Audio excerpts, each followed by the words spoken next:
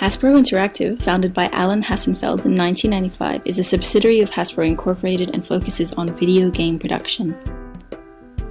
The general manager, Mr. Tom Dusenberry, is an integral part of the business's operations. Ms. Jackie Dyer is the financial executive who implemented financial change. There is also a team of senior executives and a larger team of employees. All these characters played a part in Hasbro Interactive's downfall, which will be discussed throughout. There were motivational issues that will be discussed in the next few slides. Tom set unrealistic targets in order to promote rapid growth. Self-set goals are positively correlated with high self-efficacy in achieving goals. Since employees weren't involved in the process of setting these targets, those with low self-efficacy would have been reluctant to find other more strategic ways in order to achieve the second round of targets after having failed at meeting the first round of targets.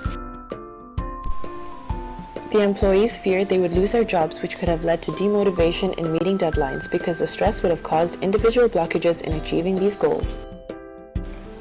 Senior executives openly showed their disappointment in the employees after receiving the shocking results of the product returns from the 1998 holiday season.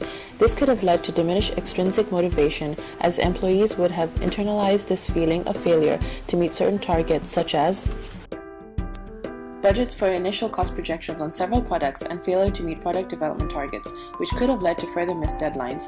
Failure leads to dissatisfaction, which in turn can lead to demotivation, which could have been another reason why further deadlines were missed. Mr. Dusenberry was appointed as sector head for Hasbro Interactive, yet he was not a good leader because he did not give his employees any feedback, which is essential for efficient goal achievement, as the employees will be able to use constructive criticism in order to make sure mistakes aren't repeated and that future targets are met. Provide training for staff so that they have the skills necessary to develop complicated technological games in time so that deadlines are met. Create more realistic targets. Leadership qualities need to be instilled in senior executives so that certain projects can be delegated to capable employees. Feedback is needed to be given to employees so they can efficiently achieve their targets without repeating the same mistakes in the future. There are a number of ethical issues that led to Hasbro Interactive's downfall. With Tom's already risk-inclined and extroverted personality, he was more prone to taking chances with limited resources available to him. He continued to reach for his overly ambitious targets even though they were unrealistic. Setting such a high target would require a number of different sources to support its practicability, but he continued the pursuit for the $1 billion sales target without any further input. Not only would this affect the business financially, but would put significant strain on employees as well, and despite the consequences of his actions, he still followed through for his own personal gain. Egoism can be applied here since Tom was pursuing his target regardless of the consequences, where his motive was primarily for his own self-interest. His method was not properly reviewed, and the company's best long-term interest was not his priority. Senior executives at the organization were correspondingly extrinsically motivated, and despite their skepticism, no objections were made to Tom's strategy because of the potential rewards they may receive. The bonus packages have undermined any process put in place that would motivate them to work otherwise. Extrinsic motivation was deemed more effective where employees associated generous rewards with higher sales targets. Employees are putting personal gains ahead of the company's best interest. It can be assumed that Tom and other executives do not possess goodwill, but have become rather selfish, greedy, and hubris, considering the decisions chosen were most likely for personal recognition and the generous rewards that the company provides. The theory of Kantian ethics has failed here because they were acting out of inclination.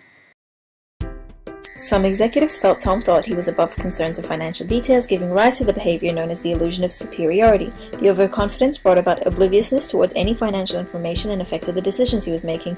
When losses were equated with investment, the division used this as an excuse to overspend, despite the consequences that would follow, and therefore along with ignorance came greed and unethical behavior. One solution would be a shift towards rewarding employees by equal use of both intrinsic and extrinsic motivators as opposed to exclusively using extrinsic. By reducing the monetary value of their rewards, it would reduce the level of greed and ultimately motivate them to make more ethical decisions.